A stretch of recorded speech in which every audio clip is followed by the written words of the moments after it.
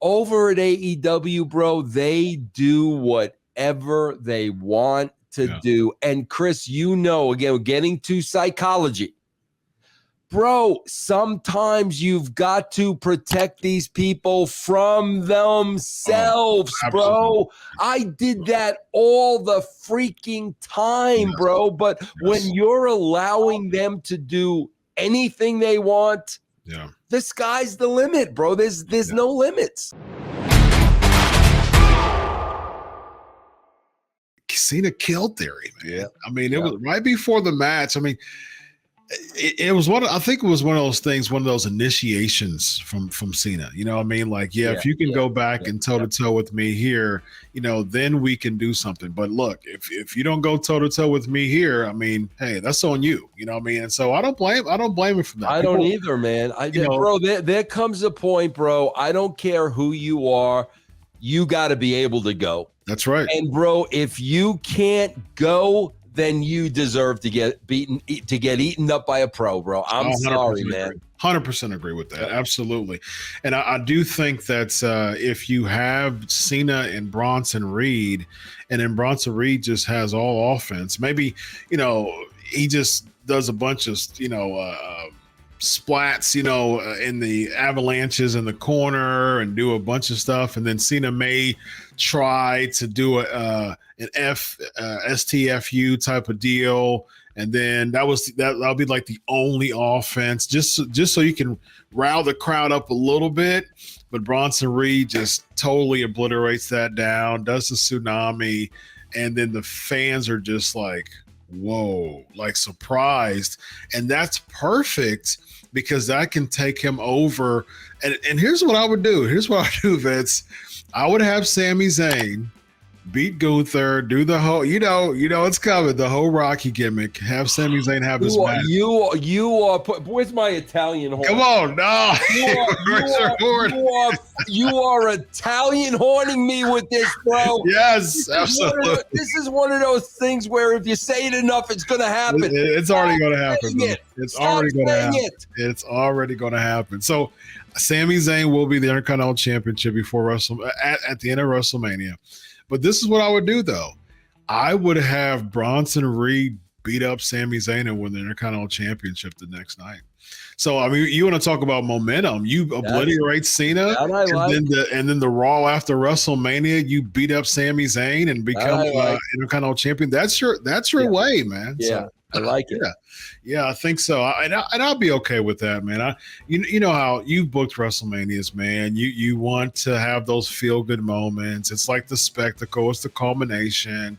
It's casual fans coming in. It's like a lot of times it is like a house show on steroids because it is a culmination of feuds. At least it should be. Yeah. And so, you do have those moments where you have – the Andre celebrations, the Savage at WrestleMania 4. You know what I mean? You have the Steamboat at WrestleMania 3. You have all those moments, man. Bro, you know what? You know what's really interesting, though, bro? Like, now you're starting to see something completely different, because, bro, let's face it. John Cena does not need to do this. No. Okay? But, bro, like in the past, and Cena would be the one to always say this. Why did he do these things in the past, bro? Loyalty to Vince. Yeah. He always said that. Like when Vince needed Cena, he called Cena and Cena couldn't say no. Well, it's not about that. Anymore. So now, bro, if guys like John Cena still do this, bro, you really are starting to see that, like, bro, very few people can just walk away from it.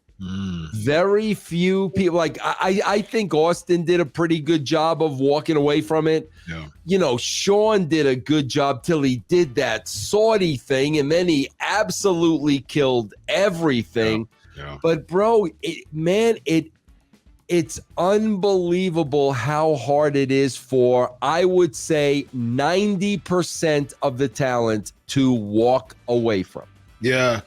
And I've explained this psychologically before. It's their drug of choice in many ways, man. You know what I mean? Like the case in point, Vince, you had Darby Allin jumping off of a ladder into a pane of real glass.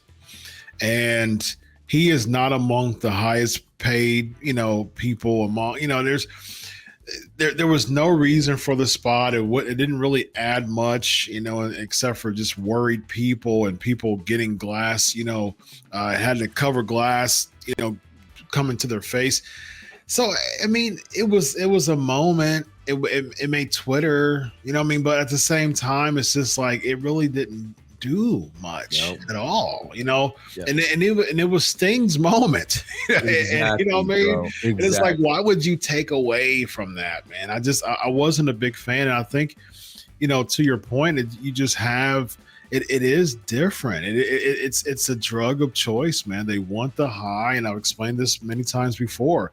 It's that dopamine. It's that immediate gratification of that dopamine kick, and then you have the fans, which is the drug. When they're chanting "Holy bleep" and "This is awesome" and stuff like that, that's a shot, man. And then, Chris, not only that, on top of that, you've got an owner that is not going to say no to anything. No. Chris, I can't tell you how many times, because, bro, people they have no clue to what my role really was. Bro, you leave it up to the talent to lay out the matches. Mm-hmm. You tell them the finish you need, because this is how we're getting to point from A to B. But they lay out. Chris, I can't tell you how many times, during the course of a day, I would go to the talent and I would ask, okay, what are you guys doing? Mm-hmm. Bro, then there would be a crazy spot. And I would say, no, man, you don't need to do that. No. Like, I was the voice of reason saying, no, bro, you don't need. Over at AEW, bro, they do whatever they want to do. And Chris, again, getting to psychology. Bro, sometimes you've got to protect these people from themselves, bro. I did that all the freaking time, bro. But when you're allowing them to do anything they want, the sky's the limit, bro. There's no limits. There's no limit.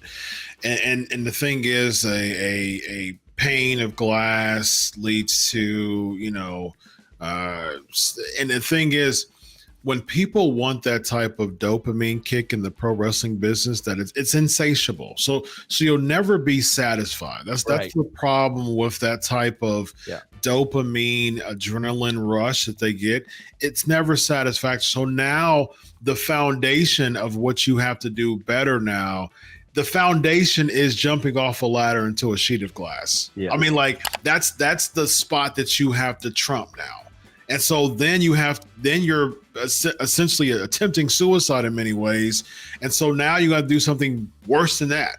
And then you got to do something worse than that. And it's just because the fans are going to be like, oh, there's no way that you can go lower than the glass. You know what I mean? You, Chris, you can go all the way back to Houdini.